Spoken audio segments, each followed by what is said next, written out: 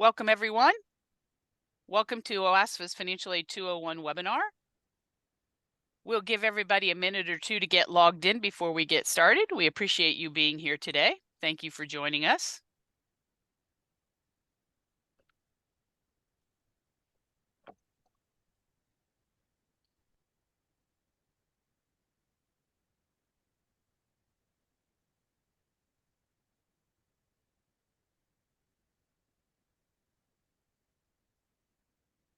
All right, good morning. Thank you for joining us for the OASFA Financial Aid 201 webinar.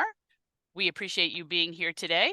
We have a couple great presenters who I'm going to let introduce themselves as they go through the presentation.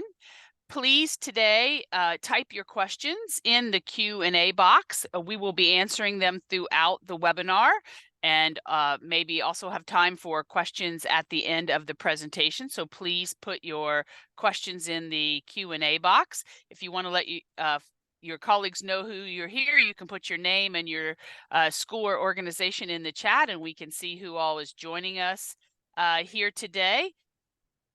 Please remember, we are recording this, and the recording will be posted on the OASFA Counselor Resource page. So if you have colleagues who could not make it today, they will be able to find the recording up there in the next day or so that they can access this.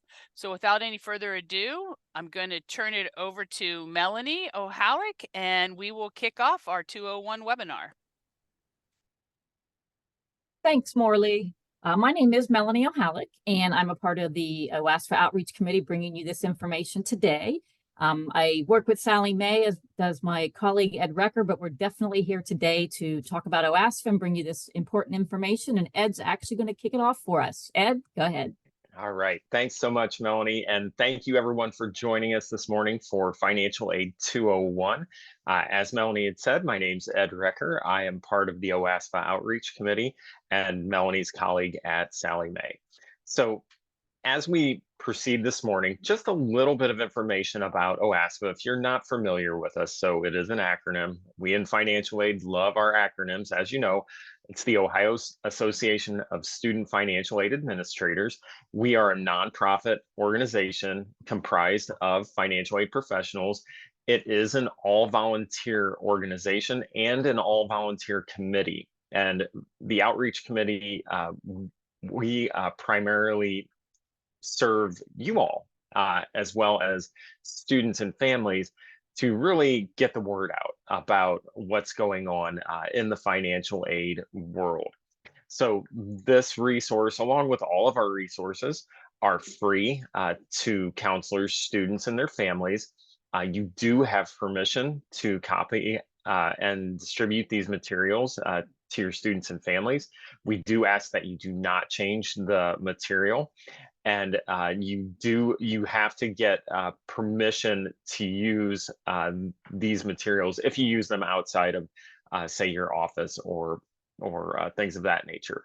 All you have to do that is reach out to us, outreach@oasfa.org. Generally speaking, we are more than happy to grant you permission. We just need to make sure that we know what's going on.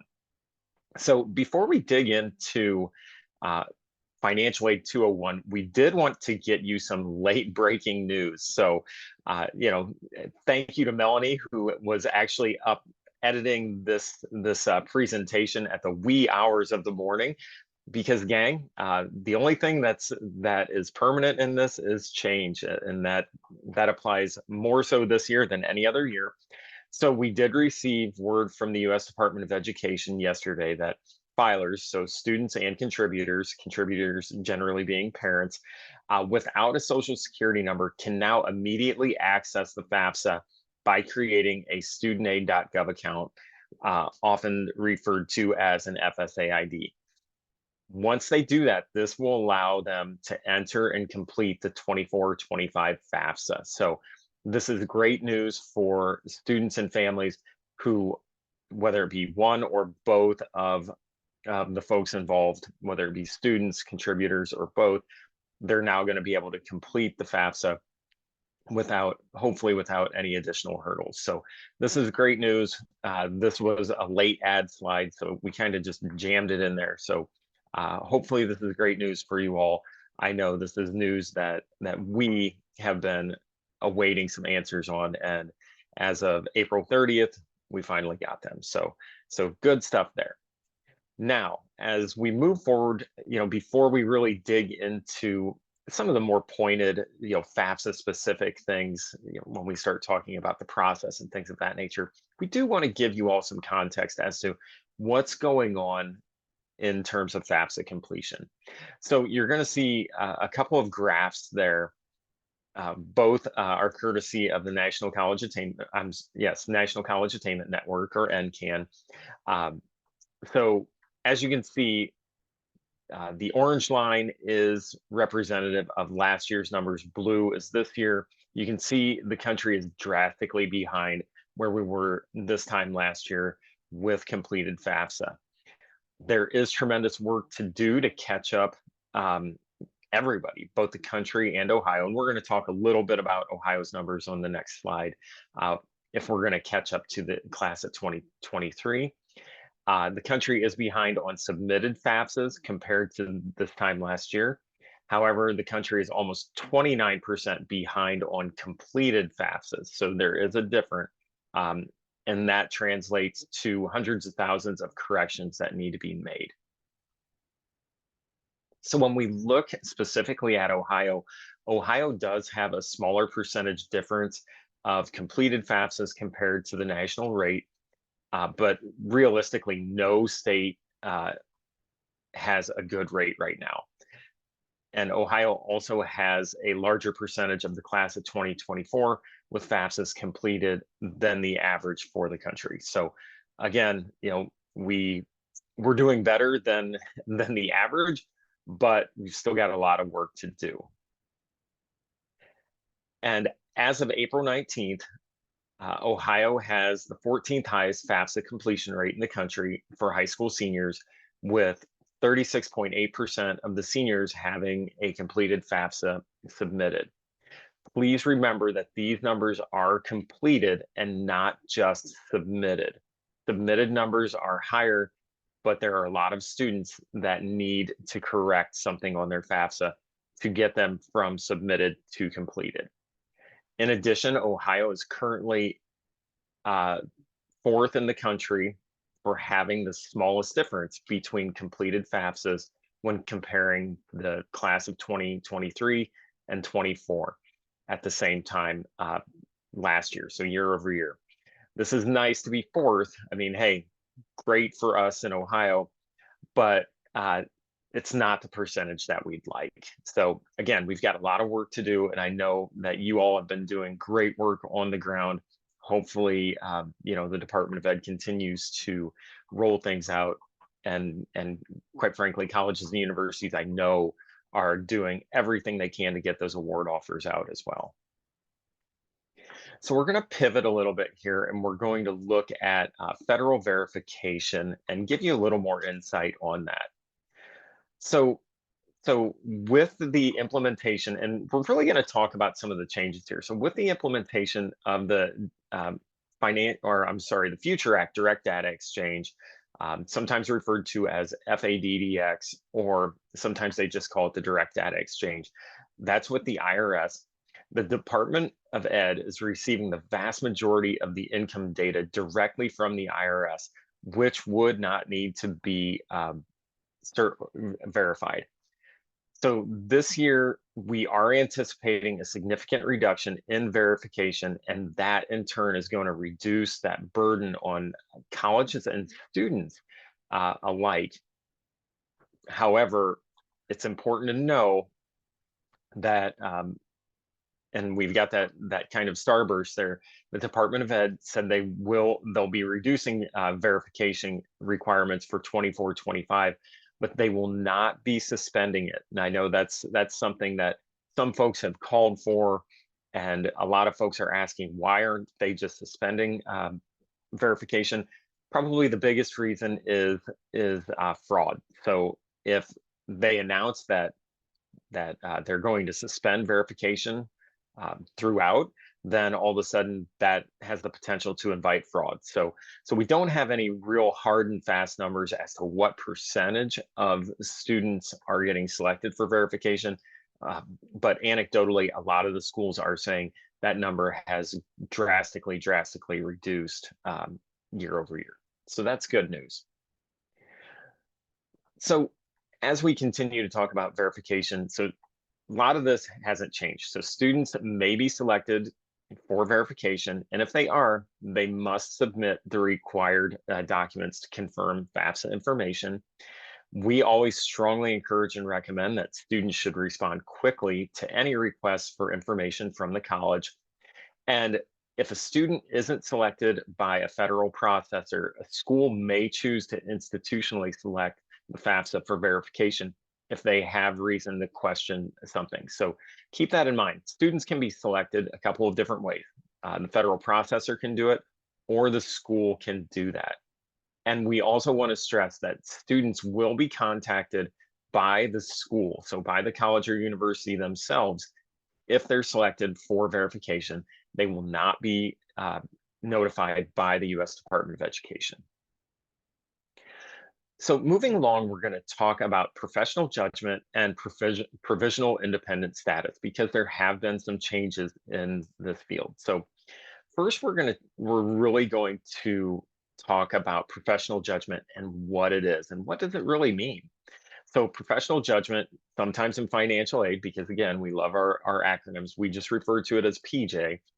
Sometimes, or that refers to the authority of a school's financial aid administrator to adjust data elements on the FAFSA, which could impact the student's cost of attendance and their student aid index number. These are made on a case-by-case basis. And I do also want to point out, again, financial aid administrators can only adjust data elements. They can't just adjust an SAI. That they can't do that. So keep that in mind. It's only the data elements that ultimately impact the SAI, but they can only change those data elements. And professional judgments made by a school's financial aid office are final, and they cannot be appealed to the U.S. Department of Education. So again, keep that in mind as well. It's done locally at the college or university, and that's where the decision stands. All right. So this is one of the changes. So in the past, everything was kind of lumped into what most would refer to as special circumstances. So the Department of Ed has required things to be essentially parsed out into two categories: special circumstances and unusual circumstances. So special circumstances is when a student or contributor is experiencing a financial situation that leads to a financial aid administrator adjusting the data elements on cost of attendance or the SAI calculation. Unusual circumstances is when a situation where a student is unable to contact a parent, or where contact with a parent would pose a risk to the student, which leads to a financial aid administrator changing a student's dependency status. And this is commonly known as the dependency override. So again, a little pivot in the language. I know it seems minor, but as we're having these conversations, we really need to kind of transition to this new, I don't know if I want to call it lingo, but kind of lingo in terms of how we're discussing this with a student. So again, what are those differences? With special circumstances, a student or contributor is experiencing that change in the financial status.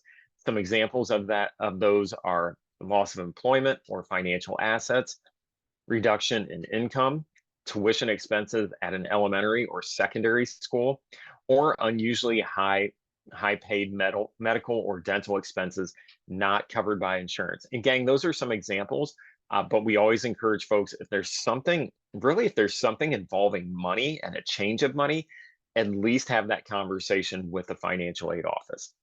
Now we're pivoting to unusual circumstances. Some of the situations that would generally qualify as unusual circumstances: parental abandonment or estrangement, student or parental incarceration, death of a parent, legally granted refugee or asylum status, and human trafficking. Again, those are some of the examples of unusual circumstances. Now, we've covered what can be covered. We also need to cover what would not be considered. And gang, I formerly was a financial aid director. I've seen all of these. I've heard all of these. And although sometimes they're incredibly legitimate, there are just some things that the Department of Ed will not allow financial aid administrators to do. So things that won't qualify as unusual circumstances. A parent refusing to help with the student's educational expenses. Now, we're going to talk a little bit about that in the next slide, but that does not qualify someone for an unusual circumstances. Parents who are not willing to provide information for the FAFSA, again, not one of those cases. If a parent doesn't claim the student as a dependent for income tax purposes, even though that is being pulled over during that FADDX process, that is still, even if they're not claimed, that is not justification for an unusual circumstances appeal. And then if the student demonstrates total self-sufficiency, again, unfortunately, that doesn't qualify. Now, I will also say, gang, if any of these do apply, especially if a parent is unwilling to provide information, we always feel free to encourage the student to reach out to the financial aid office. Most financial aid offices are happy to have that conversation with the parent in terms of what their objections are and things like that.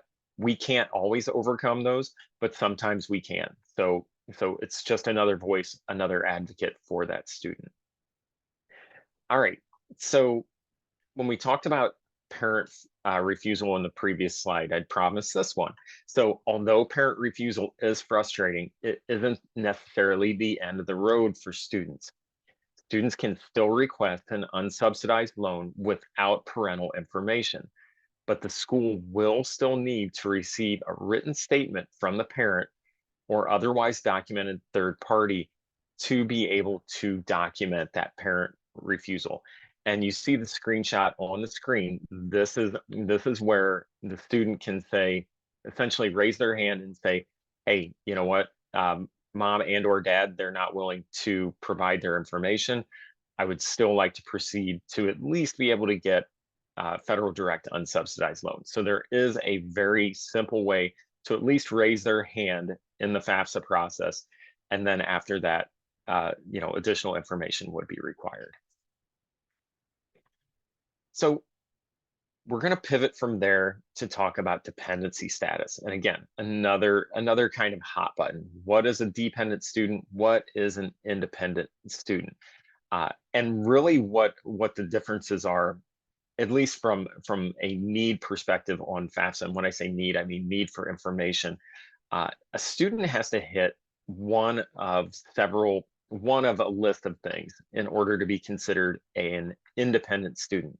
And we have those listed below, and we have a couple more that are a little more straightforward. But the ones that would not require parental information to be, and I want to stress this, so that the student could be considered for all financial aid. So they can always opt for that unsub only. But in order to be considered for all financial aid and not have to submit parental information, that list includes if they were an orphan at the age of 13 or older, if they were a ward of the court, if they are or were in foster care, if they were an emancipated minor or in a legal guardianship as determined by a court in the student's state of legal residence. And gang, I will kind of layer onto this just a little bit. Ohio, unless things have changed just recently, Ohio does not have an emancipated minor law. So really, for those of us in Ohio, it would just be legal guardianship. And the other one is if they're an unaccompanied homeless youth or unaccompanied at risk of homelessness and self-supporting. So the other two that aren't listed are kind of the standard ones. If they're married, if they are 24 years or older, and if they have a child in which they provide more than 50% of the support for. Ed, can I add something real quick to that slide? Yeah, please, Veronica. So one thing too about legal guardianship that becomes confusing, in the state of Ohio, legal guardianship is determined by probate court. So that is one thing, it's not family court. So people get custody and guardianship confused a lot. There are a lot of students, unfortunately, that are in legal custody of another person, but that is not the same as legal guardianship for terms of the FAFSA. Now, that doesn't mean that there aren't, still a process that we can go through for the student.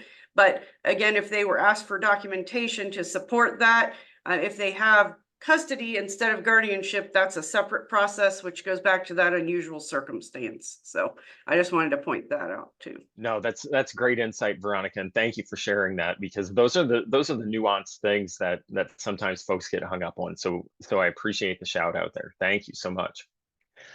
So as we move forward, so this slide, again, if the student doesn't meet that independent student criteria, they'll be considered dependent unless they indicate one of those unusual circumstances on the FAFSA form, and they can select yes on the FAFSA form. So essentially, again, this is raising their hand proactively, where in the past they had to essentially pick up the phone or email or in some other way self-advocate.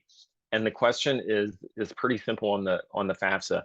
Do unusual circumstances prevent the student from contacting their parents, or would contacting their parents pose a risk to the student? Student can now check yes on the FAFSA and raise their hand to be able to essentially notify all of the schools that are on the FAFSA that, hey, something's going on here.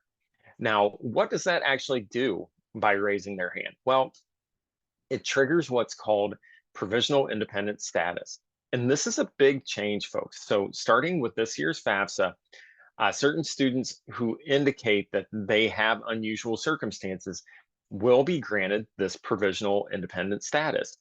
These students will be able to immediately skip certain questions about their parents on the FAFSA and submit without parental signature. This will also trigger that provisionally independent student status, and they'll have the results from the FAFSA automatically calculate a provisional SAI based on just the information that's been provided. Now, the SAI and the student status as an independent student will be subject to review by the college that the student attends. So keep that in mind. It's not essentially circumventing that unusual circumstances process. It's just allowing the student to really raise their hand, but also see what their situation, what their SAI is going to look like if they are truly granted that full independent status.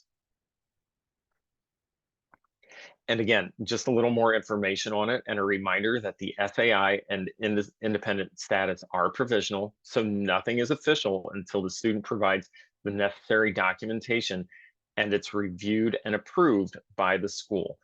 So again, keeping that in mind, that they can raise their hand, it will calculate that provisional SAI, but also it is provisional, it is subject to review and approval by the school.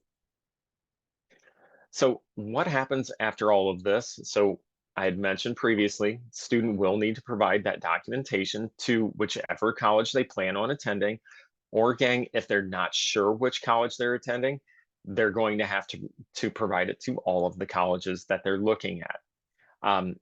Colleges should provide what supporting documentation is required and estimated timelines for their request to be reviewed.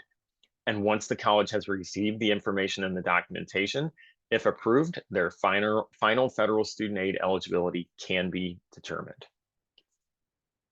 So we've got, next couple of slides are just some sample follow-up information. And gang, I'm not going to read through these. We just want to provide you, again, some information, what it's going to look like coming from schools. And these were provided by some of the OASFA members from their schools. So we're not necessarily going to disclose who, actually, I think we can. I believe this is from Ursuline College up near Cleveland. So this is the follow-up email that, or follow-up correspondence, I should say, don't know if it's email, that students would receive if they selected that they wanted unsubsidized loans only because a a student or a parent didn't add their information, and then also information on unusual or other circumstances that they sent. Yeah, and Melanie, you have something to add. Yeah, I just wanted to actually clarify that it was not Ursuline, it was one of the state community colleges. So now there is information from Ursuline, but not specifically this. So just a point of clarification. If we have any folks who really know Ursuline are like, they never said anything about this. Oh, Mary Little be emailing me. Thank you. Thank you, Melanie. Appreciate that. Thank you. So we also have some sample forms for special circumstances. And gang, we realize that these are a little bit dated, but you know, the idea here isn't to give you the actual form that they're going to be using. It's just to give you kind of a feel as to what they're going to look like, what type of information they're going to ask, and things of that nature. And then lastly, when we start talking about confirmation of homelessness or risk of being homeless, again, there are forms for that. So we do have two up-to-date forms here from Ohio State and Ohio University, kind of, again, just showing you what that looks like. And at that, I'm going to turn it over to Melanie, and she's going to talk to you all about financial aid offers. Mel, take it away. Great. Thanks, Ed. I'm going to go ahead and leave myself off camera. I don't know if anybody noticed the funky color of my face when we were originally on, but I've been having some issues with my camera, so I don't want it to interrupt anything. So I'm just going to go ahead and stay off camera. And I was just thinking that I only realized the other day, as we put the finishing touches on this PowerPoint, that last year this webinar was basically 2 months earlier. We all got together on March 1st. And Ed, as we all know, unfortunately, the delay for the students has been even much longer than that. Folks, normally your students would have started receiving aid offers as early as late fall, with many schools having their aid offers in their prospective student hands prior to the Thanksgiving holiday was always a target for them. So we're months later. While it's true that some schools have been able to send estimated aid offers for a little while now, students are only now receiving final versions from those schools. They're also getting the first version from some other schools, and perhaps there are other schools who, because of programming and some technical things, haven't even been able to get the first set of aid offers out. So thankfully, it's true that many schools have pushed back their May 1st decision date. I know this morning on Good Morning America, on the teaser, they kept saying May 1st decision day, May 1st decision day. And they didn't say has been pushed back until they got to the story. So I was disappointed in the fact they didn't say delayed in each of those teasers. But again, and I think they stated over 200 colleges and universities. So you know, a lot of them, and even those who may not have officially announced that they've pushed back that May 1st, please know and let your students know that one-on-one individually, they're really going to work with a student this year. There's no doubt about that. So, but bottom line, even with pushing that back, that window of time for them to figure this all out is still very, very condensed, a very small window of time. So basically that means that we need to do everything that we can to make sure students and their families really understand what each school is telling them in their aid offer, that they're able to identify the key elements or the items so that they can compare aid offers from the different schools and be able to figure out what the real cost is and what options they have to pay. With that smaller window, they're not going to have as much time to try to figure it out. We really need to make sure they understand how to figure that out. So let's go ahead and take a closer look at the financial aid offer. Each college where the student has been accepted, that the student listed on the FAFSA will be providing an overview with their aid offer. We already talked about the timing being different for these students. So, you know, it's on the slide. You know, it says vary from college to college, sure. But the main thing is this year, it's not going to be at the same time as the acceptance offer. Hopefully at this point, students have already applied to any program or school that they're interested in. They've received their acceptance, and now they're just waiting, you know, for that FAFSA processing to be done, waiting for the school to be able to get the aid offer out. Aid offers, there's still lots of things that are going to be the same, even though we've pushed everything back. Aid offers include the official cost of attendance, and the financial aid that they can expect to receive. And we'll be taking a closer look at both of these in just a minute. There are many things involving aid offers, again, that aren't any different for 24-25 than what they've been for any year. They still cover only one academic year at a time. Still talks about how the student receiving them can be different based on the school. So you want to be sure you're telling the students that right now they want to be watching more closely and frequently than ever before their mail, their emails, and you want to be sure they've got themselves all set up on the school systems so that they're ready to access the school's portals. So they want to be sure they've got all that ready. So as soon as that aid offer comes in, they're able to start taking a look at it. Students need to be aware of these challenges. Again, they faced in the past. They'll continue to face these as they begin receiving the aid offers and try comparing them. There's no standard format or template. The financial aid community is doing a great job of moving toward that, but there are always going to be differences in universities. It's never going to be exactly the same. We talk about there not being a standard format. Not all schools list all the different types of costs or the total costs. Not all will break out cost components. Financial aid in general, you guys already probably know, this is not news to you. It's a language all of its own. And the jargon and the terminology that can be used can be confusing. So we want to be sure that, again, we're helping them understand. And we talk about the types or the categories of aid. Not all schools are going to break them out. It'd be great if it was very clear, you know, what was the free money, what was the money you have to repay. And again, most schools are doing a great job, but we need students to be aware that it might not be ideal when they're looking at all the different aid offers. Okay, so we're going to go ahead and start with the costs. So what are the different types of costs and what makes up the total cost? We talk about that cost of attendance. First, there are direct costs. Those are the ones showing up on a bill or a statement, and the student will be required to make payment for directly to the school. It's tuition and fees. Lots of times, especially for first-year students, it can include housing and meals. But keep in mind, those apply or only get included as a direct cost if the student's living on campus. Otherwise, if they're at home, you know, with their parents that first year, that's going to fall under indirect. There is a budget for students who live at home with parents for some type of housing and meals, because it does cost something. They are eating even when they're living at home. So there are regulations that require some type of a budget even when they're off campus. So, but typically first-year students, direct costs are the tuition and fees and the housing and meals. Then we take a look at indirect costs. That's books, equipment, transportation. Keep in mind, transportation could be a parking pass if they are commuting from home and parking every day, or it could be the cost of leaving a car on campus. Now, granted, a lot of freshmen aren't allowed to leave cars on campus, but it could be something that's included in a transportation cost.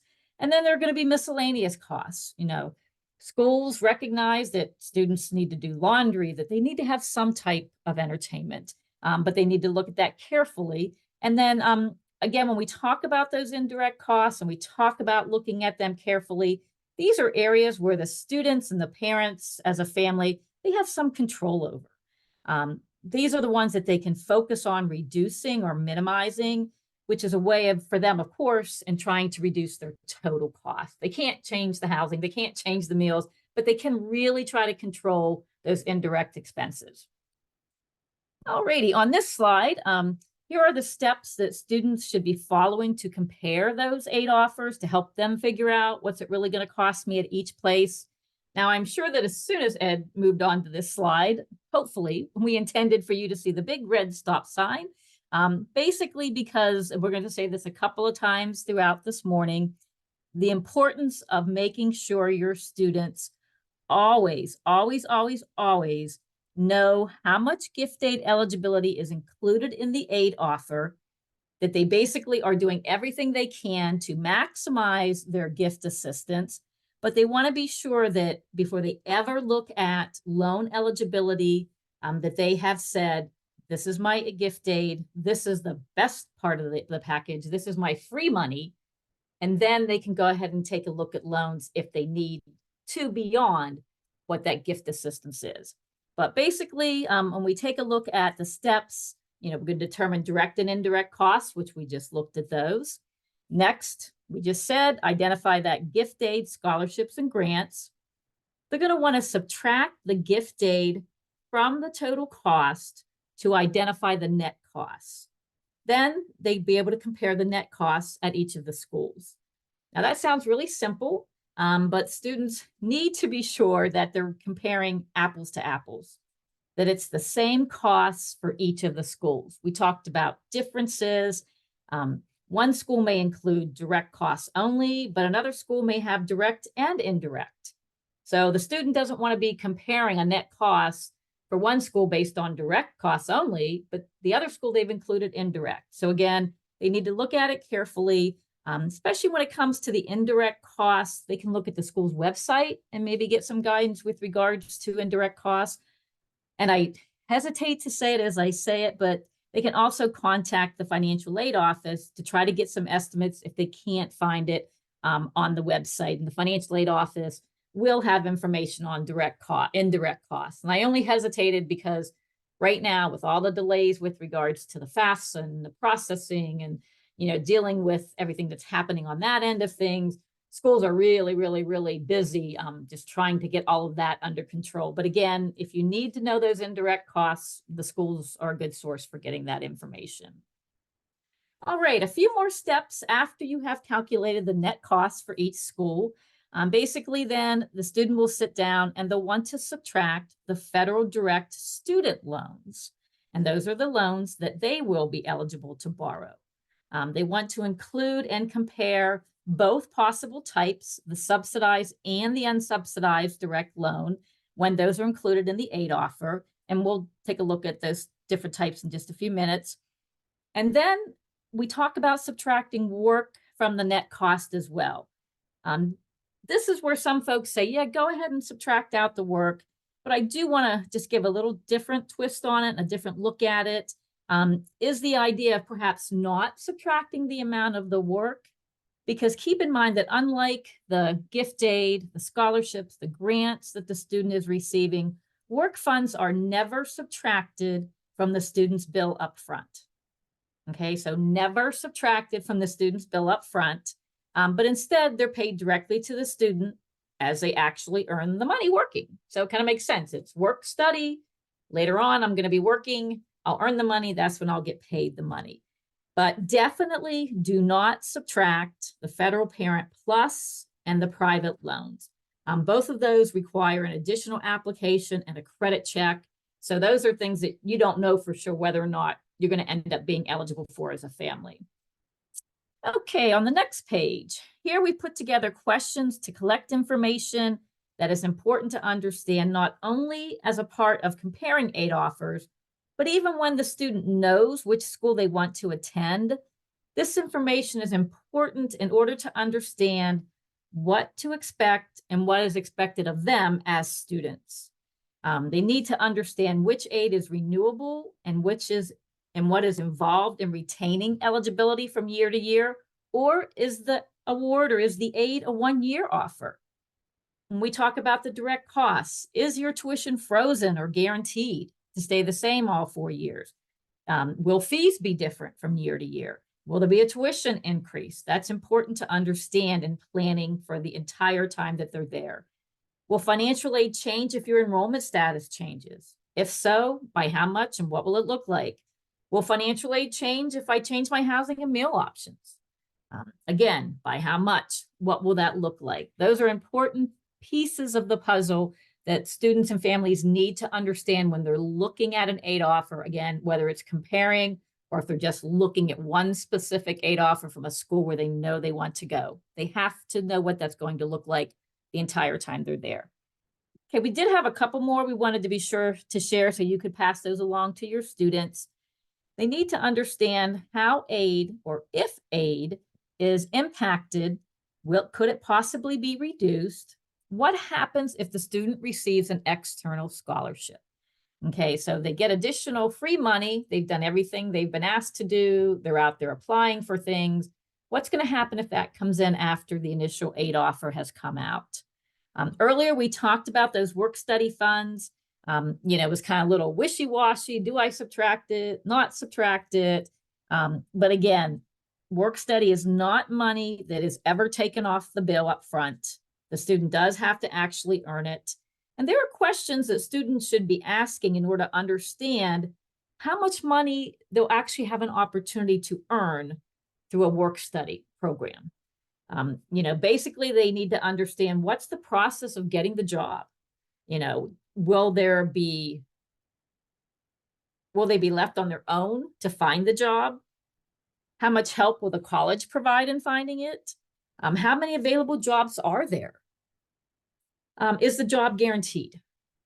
Are there any guarantees on the number of hours? And last but not least, what are they going to get paid?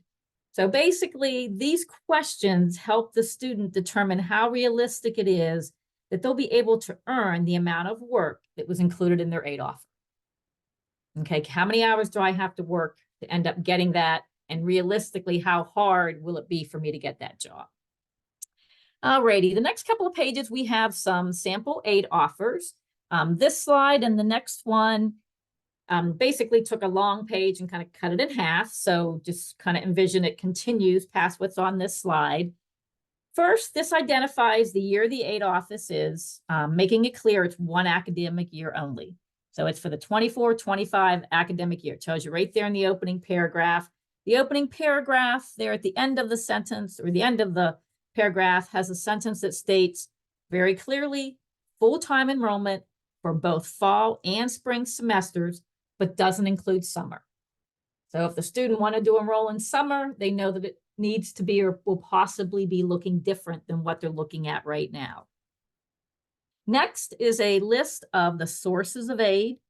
And while this doesn't separate the categories or the types of aid, when you take a look at it, you can see each one listed is clearly identified as either gift aid, scholarships and grants, or loans.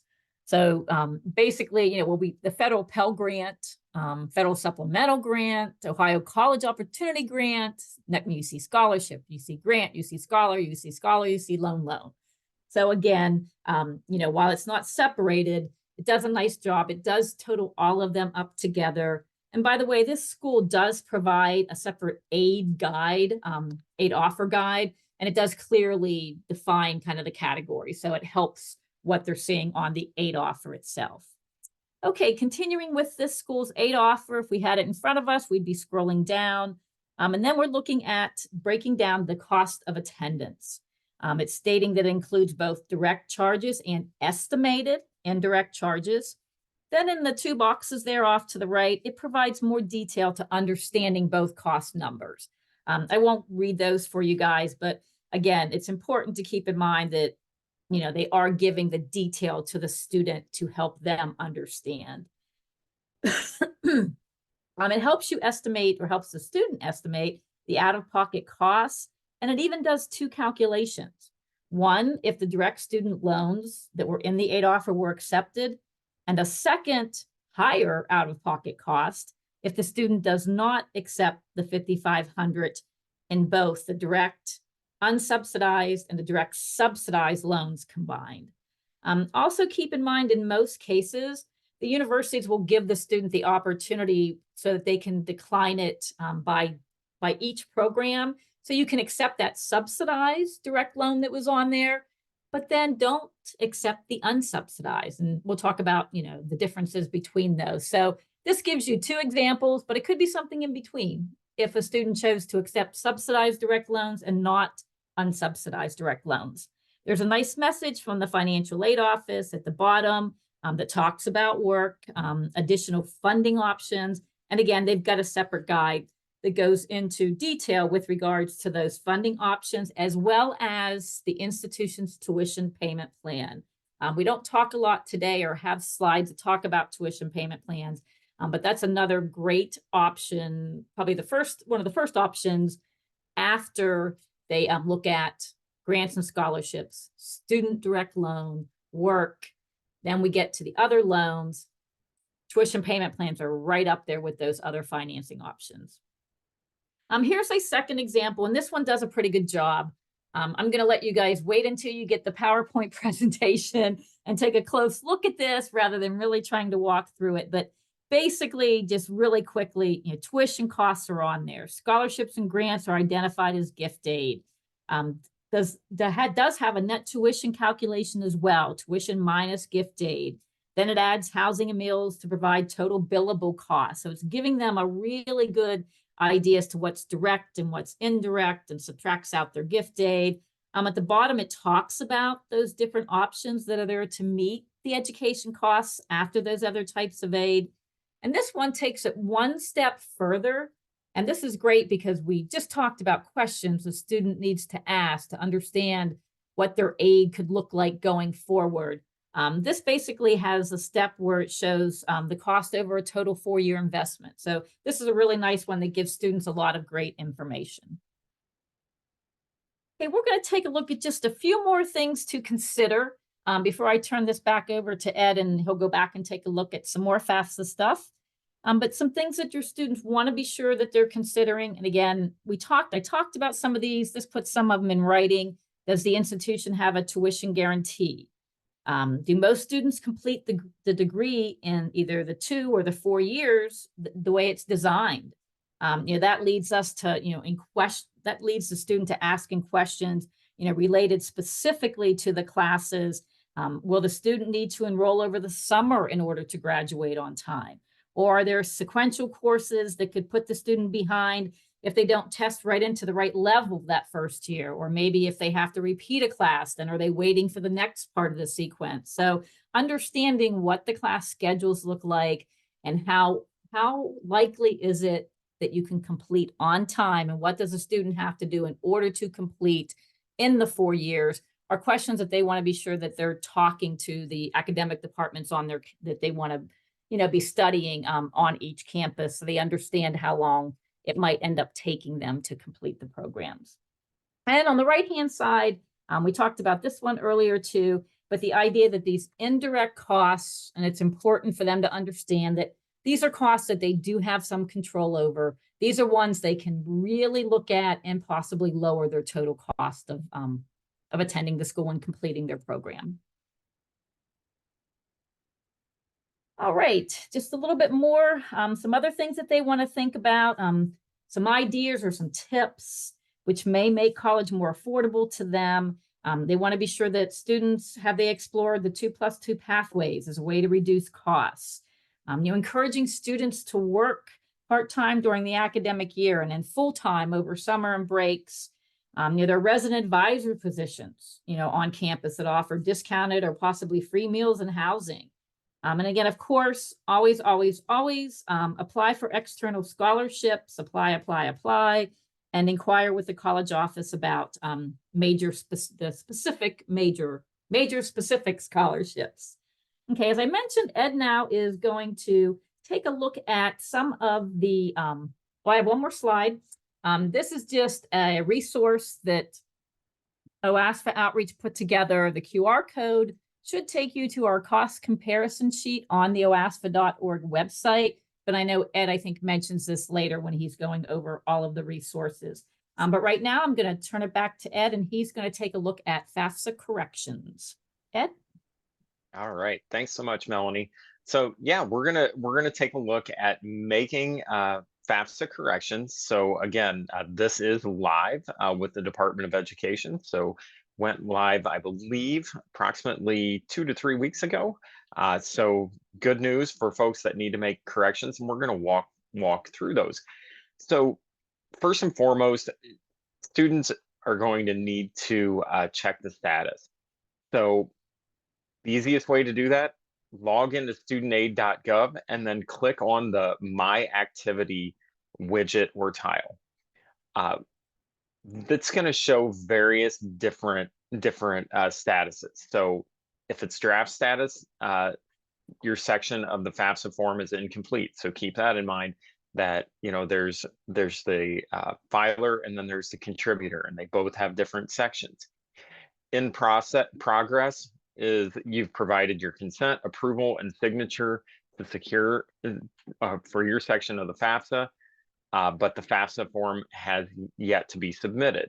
If it's in review, the FAFSA was submitted, but it isn't processed yet. If it says action required, you're missing your consent and approval or signature, or the FAFSA form was processed, but a correction is required. If it says it's been processed, your application was processed successfully and there's no action needed. And then if it's closed, your FAFSA form was never submitted and can no longer be submitted because the federal FAFSA deadline has passed. So we always ask folks to review their FAFSA submission summary. Now, keep in mind that the FAFSA submission summary was formerly known as the Student Aid Report, or the STAR. So again, keep that in mind. Different terminology, essentially same information, as well as the same process. So now you can only view the FAFSA submission summary under the student login. So that's the only place it can be seen. And we always encourage folks to review it for mistakes. So make changes by logging into your studentaid.gov account. And if you're a dependent student and you change information about your parent or parents, one of your parents must sign your FAFSA form electronically using their own studentaid.gov account. And if you received a paper FAFSA submission summary by mail, you can make your changes, sign it, and send it to the address listed on the FAFSA submission summary. So when we talk about adding or deleting a school, the FAFSA must be processed. So again, log in and go to your account dashboard, select the submitted FAFSA form, select the processed FAFSA submission in the My Activities section, select the Add or Remove Schools button, search for the schools by entering either their name or their school code or the state and city. So, and then click search. So you've got a lot of different options there. Select the school from the search results, and the school's federal school code will appear on the form, and then submit the update. No more than 20 schools may be listed on the FAFSA at one time, and the paper FAFSA has space for only 10 schools. Now, keep in mind that 20 schools, that is a change. Previous to this year, it was 10. So the Department of Ed has doubled it. And for all of you grizzled veterans out there, what's old is new again, because back in the day, it was 20. They reduced it to 10. Now we're back up to 20. So per Morley, so you saw her earlier, missing contributor a signature and or missing contributor consent and approval are two of the most prevalent submission errors. So we had mentioned earlier that we have a difference between what has been processed and what has been submitted. And this is one of the biggest errors that they're currently seeing, is that folks have forgotten to sign it, or they've forgotten to provide consent. So if it's missing a contributor's signature, you log in and go to the account dashboard. You select the FAFSA form that indicates action required under the My Activities section, select Provide Signature, and then sign and submit their section of the form. If it's missing a contributor's consent and approval, log in and go to their account dashboard. Select the FAFSA form that indicates action required under the My Activities section. Select Approve, provide their consent and approval, navigate through the form, and then sign and submit their section of the form. So Social Security number errors can be some of the most frustrating errors. So if you filed using an incorrect Social Security number, you'll need to log in and update your information in your account settings. And then once the Social Security Administration, or SSA, verifies your account status, update the information on your FAFSA form by selecting Make a Correction. Once the information on your FAFSA form has been updated, navigate through the rest of the form and then sign and submit the form. If you believe that the Social Security number is correct, you'll need to follow these instructions to update the Social Security Administration and Federal Student Aid Information Center.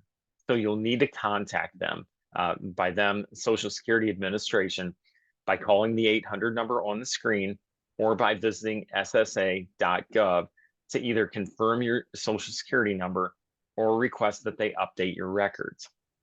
Once that's resolved, you'll need to contact the FSAIC at the 800 number on the screen, and then ask the FSAIC to manually sync their data with the Social Security Administration. You'll be notified by email once a match is confirmed, and then you'll need to reach out to your school's financial aid office to inform them on the update. So at that, I'm going to turn it back over to Melanie, and she's going to discuss key terms and loan information. Okay, great. Thanks, Ed. And thanks for getting us through that very, I don't want to say technical, but very detailed, step-by-step actions that those students need to take, because that's so very important for those students that are impacted. And it's not a quick answer as to how do I get this fixed right. So thanks so much for getting through all of that. As far as the information, we're going to take a look at key terms and loan information. The very first slide, though, again, you're going to see it because it is so important. Students need to be sure that they're doing all they can to maximize the gift aid, the free money, the scholarships and grants. I mean, after all, what's better than the free money opposed to money that would have to be repaid? So again, always look for free money first, and be sure students continue to look for free money even once they're in school. You know, they want to be sure that any of the searches they've started out there, anything they signed up with, that they continue to keep their information current and active and their file on their accomplishments current, because guess what? Students do change their mind with regards to majors. And through some of the research we've done, we've found that oftentimes students who don't complete are often those students who are changing their minds. So again, really important, you know, if I've changed a major, well, now I'm applying for scholarships to something that's totally different than what I've applied for before. So again, always, always, always, anytime, keep looking for those scholarships. Okay, the next slide that we'll take a look at, basically here are several terms that it's important for students to understand when considering borrowing and how much they should be borrowing. Again, borrowing is always a last resort. They never want to borrow more than what they need. But even if they're only going to borrow a little bit, they have to understand these things so that they can borrow smart. That's the most important thing, is borrowing the best way for me as an individual or for us as a family. When we talk about the options that are available, you know, after the grants, after the scholarships, after the students' direct sub and unsubsidized loans, well, that's when we really need to put together a puzzle, different pieces that work specifically, uniquely for individual families. So these are things that all folks need to be sure that they understand, the student and the parent. First, it's the interest rate. Simply defined, that's the rate charged to borrow money. The higher the interest rate, then the higher the total cost of the loan. Interest capitalization. This occurs when unpaid interest, which means interest that has been accruing, is added to the principal amount of the loan, basically increasing the principal amount that's outstanding and increasing the total of what the student is borrowing. Of course, the less frequently that this occurs, the better off it is for the student and the lower the costs for the loan. Repayment incentives, these are important. We'll take a closer look at these a little bit later. But basically, repayment incentives are important because they could result in a lower total cost of borrowing. There are things like interest rate reductions, credit to loan balances. Maybe the student has to meet some type of criteria or some type of requirement. For instance, they have to make so many payments, and maybe when they graduate, by accomplishing graduation, they get a credit. So keep in mind that there are benefits and repayment incentives that are out there. You want to find out about them, and the students want to be sure that they understand what they need to do, if there is something they need to do, to be eligible for them, so they don't miss any of those important incentives they might be eligible for. Now we're going to jump into the best student loan that's out there as far as the loans that students borrow specifically. Those are the ones that the student always wants to be sure that they're looking at before they start looking at other options. Earlier, we talked about including both direct subsidized and direct unsubsidized loans. Both federal direct subsidized and unsubsidized loans are low interest loans for undergraduate students enrolled in college at least half time. With the direct subsidized, it's available to eligible undergraduate students who technically demonstrate financial need. Okay, so again, federal guidelines, federal formula, looks at the results of the free application, looks at other federal aid. Do they technically demonstrate need? And when they demonstrate need based on the federal guidelines or the formula, the loan is subsidized, which basically means the interest is paid by the federal government while that student is in school at least half time. And during some other key periods of time, the 6-month grace period, which is simply a waiting period before they go into repayment once they've graduated or left school. It occurs right after graduation or the point in time when they leave. And then also there are eligible deferment periods. If the student returns to school, a graduate level program or a professional program, during those periods of time, because a student demonstrated financial need, any subsidized direct student loan that the student borrows is not being, it's being charged interest, but they're not responsible for it. There's a subsidy by the federal government, doesn't cost them interest. With the unsubsidized direct student loan, while the interest rate charged, as well as the fees that are charged, because we want to mention that all of the federal loan programs do have fees, origination fees that are charged up front. But with the unsubsidized direct student loan, the rate, the fees, those are all the same as the subsidized we just talked about. The primary difference has to do with the fact that students who do not demonstrate financial need, again, based on the federal guidelines, the formula that they put out there, if a student doesn't demonstrate financial need or demonstrates limited financial need, the unsubsidized direct student loan is the loan program that's been created years ago, but it was created so that students without technical financial need could borrow to help them pay the cost of education. And because they're not demonstrating need based on the government's guidelines, guess why it's called an unsubsidized direct student loan? There's no interest subsidy by the government. Now, the student does not have to begin payments. There's no payments required even on the interest while the student is in school or during their 6-month grace period. But keep in mind that that interest is just kind of sitting out there. If they don't pay it as they go, it's accruing. And then at some point, it's going to be added to the principal, capitalization occurs, and then they're responsible for it during repayment. Okay, so that's the key difference between that subsidized and that unsubsidized loan program that the students can tap into. On the next slide, we've provided basically the terms and conditions, again, for the federal direct subsidized and unsubsidized loan that undergraduate students borrow. Again, first of all, the federal loans do have origination fees, which are subtracted when the funds are sent to the school.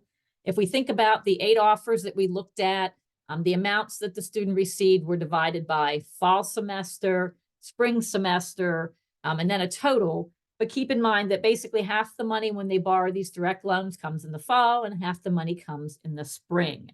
That's another one. It's another thing students want to look at carefully when they're comparing their 8 offers, is because there are origination fees, and currently for the direct student loan, that fee is 1.057, which basically means $58.14 will come off of the top, okay, of that $5,500.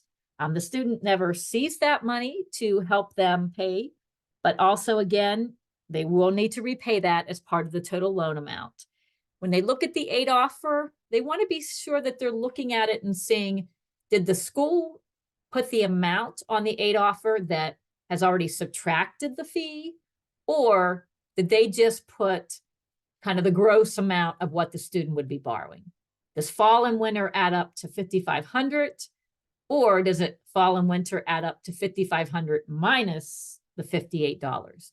Because again, we're telling folks to borrow only what they absolutely needed. If they need $5,500 and they're eligible for it, they need to understand they won't be receiving that $5,500. That's probably, one of the two most important things when it comes to the federal direct student loan. The other thing has to do with the interest rate. The interest rates are considered fixed rates, but basically what that means is that when you look at the chart, it shows that loans that were dispersed during the current 2023-24 academic year had a fixed rate of 5.50, so 5.5%. So that means that the loans dispersed this year will always have that 5.5% interest rate. The rate, however, is set or reset each year with effective dates beginning on July 1st through the end of June of the following year. So new rates will change on July 1st of 2024 and be in place until June 30th of 2025. The rate is based in part on a 10-year Treasury bill interest rates. Don't know how many of you have been following 10-year Treasury bill interest rates, but those have been going up. There's been some press recently that's taking a look at where are those Treasury bill rates right now. And there is information out there that basically is stating for the upcoming 24-25 academic year that based on what the Treasury bills or rates are doing, that next year's rates will be higher than the 23-24, so higher than 5.5, and also probably as high as some of the all-time highest rates students have seen through the direct student loan program. So we want to be sure that folks understand that those things will be going up. They will be more expensive next year and could be some of the most expensive that students have ever seen.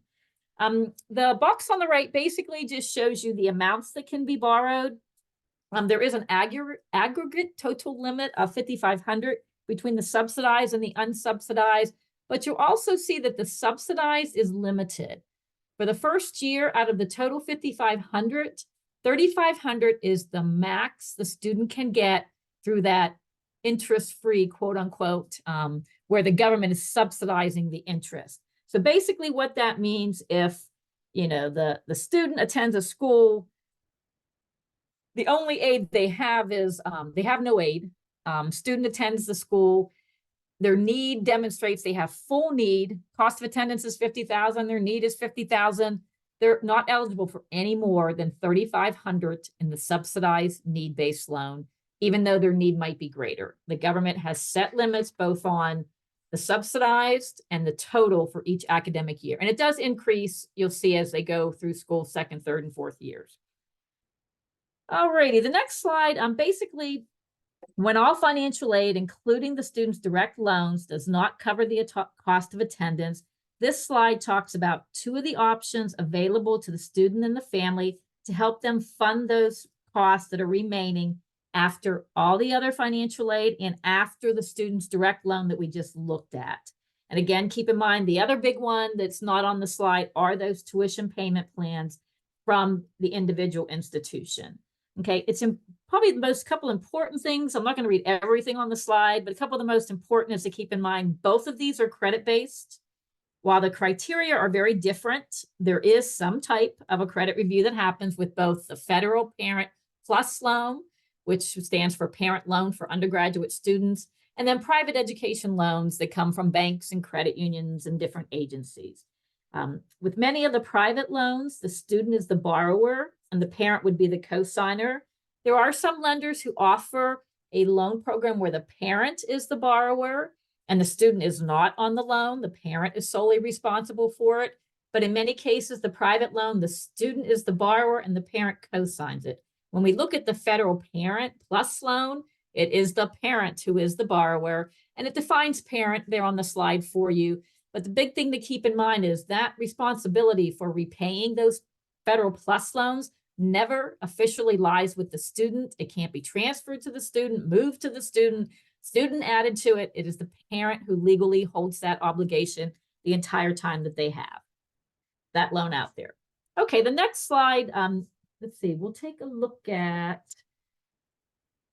this basically goes into the how do I apply. We're going to have this available to you. Not going to talk about it other than to let you know that it can be a little bit different. Technically, for those federal direct subsidized and Federal Parent Plus, the FAFSA does have to be completed. Legally, officially, for private education loans, the FAFSA technically does not have to be completed, but their students are always encouraged to do the FAFSA to find out what other types of aid are available first before they start looking at borrowing even the private education loan.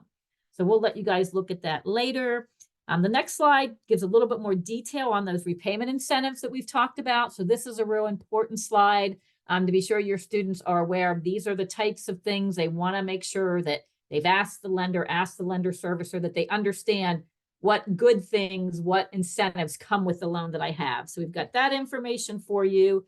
And then the last slide I have is the one that I mentioned where it talked about those origination fees. We've put out there for you the first column, the federal direct subsidized and or unsubsidized, and then which the student would be borrowing first. I already mentioned roughly $58. So if they're borrowing $5,500 for the year, $59 is subtracted, and then they borrow a total of $5,441 over the 2 semesters, the 2 terms of the academic year. It's just basically divided in half. And again, if they needed $5,500, unfortunately, they're not going to receive $5,500, but they will repay $5,500. The federal loans have that origination fee. The Federal Plus loan, I didn't specifically mention the fee when we looked at the slide, but it's 4.228%. It's higher than the student. The interest rate is higher than the direct student loan. Let's say after all of the aid that's been put out there, the student has to figure out, I need $10,000. One of the things they do want to look at, there are many things they want to look at, but one of the things is the fact, Federal Plus loan has origination fees. So again, if I needed to borrow $10,000, and in this case, there's no set dollar amount each year. It's up to the cost of attendance. So in this case, with a Federal Plus loan, if the parent really needed $10,000, they could borrow a little bit more than $10,000. They'd owe more, but then the fee would be subtracted. And rather than asking for 10, having $423 in fees be subtracted and only ending up with $9,577, if they need $10,000, they can ask for more so that what they actually receive ends up being 10. But you can see there's a difference between the student and the parent fees that are out there on the federal loans. For private loans, most private loans currently, I won't say all of them because there's so many out there, I wouldn't begin to say I know who they all are from, but most private student loans do not have upfront origination fees. So they borrow the $10,000, they're going to receive the $10,000 spread out over the 2 terms. And that handles some of the most important key information when it comes to the loans. And I'm going to turn it back over to Ed to bring us home. Ed? All right. Thanks so much, Mel. And yeah, like Mel said, in the spirit of this weekend's Kentucky Derby, we're coming down the home stretch and we're going to finish off with resources. So some of the resources available to you all as counselors is the College Access and School Counselors Contact Database. So we do have that. Make sure, actually, I'm sorry, there are 2. There's one with the Department of Education, and then there's one with OASFA. So make sure you put your name and email address into our College Access and School Counselor database. Some of those benefits, we're going to notify you of workshop registration information, the counselor event announcements and details, and then training announcements. So for that contact database, go to oasfa.org and please sign up for that information. And we'd also encourage you to let your colleagues know about this. Again, everything we do is free. We want to help get the word out. So please sign up for that database so that we can inform you all, and then in turn, hopefully you can help inform your students and parents. This is just a screenshot of the OASFA Counselor Resources page and that direct URL on the right. So oasfa.org/counselors. And then we also have a FAFSA priority deadline sheet for Ohio schools on the same page, or if you like, there is the direct URL at the bottom of the slide, which is pretty long and drawn out. We have tried our best to keep it up to date this year, and you can see the smile on my face. As you can imagine, with all the delays, this has definitely been a moving target. So feel free to refer to it. Gang, I can assure you that, well, I shouldn't say I can assure you. This year's been an outlier for a lot of reasons. Normally speaking, We get this information out usually by, oh my goodness, mid-September, when OACAC does their articulation programs. And we are there. OASFA is represented. We oftentimes give a financial aid update. And we also have this information available at those articulation fairs as well. So, and it's on the website. So you can get it multiple ways, but it's a good way to help inform you and help inform your students and families as to when they can, under normal circumstances, when they can anticipate getting a financial aid offer from various schools.